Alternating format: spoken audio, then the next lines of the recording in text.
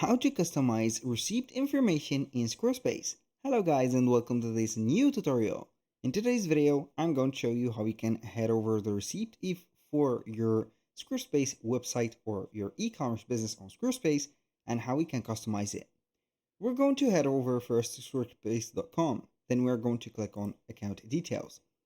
On here, we're going to select our Squarespace website. Click on go to website just like that. Wait for a few seconds and it is going to show you the website elements.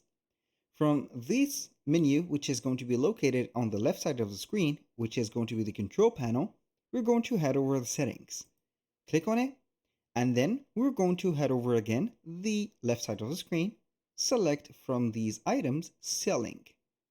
Now we're going to head over the middle, as you can see of the screen, we're going to select from these elements checkout. Now we're going to scroll down until we're going to see receipt details. We're going to click on it, and here you're going to see that we're going to have some touch or tick cases that will allow us to add things, such as show pre-tax price with item, show tax for each item, show net total before taxes or after taxes, show tax breakdown table.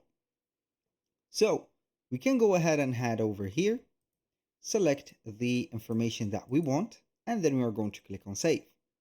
So you can go ahead and see a preview of the receipt by clicking on notification here, click on leave, and it is going to let you see here what do we have. Basically, it is going to be the notification of it.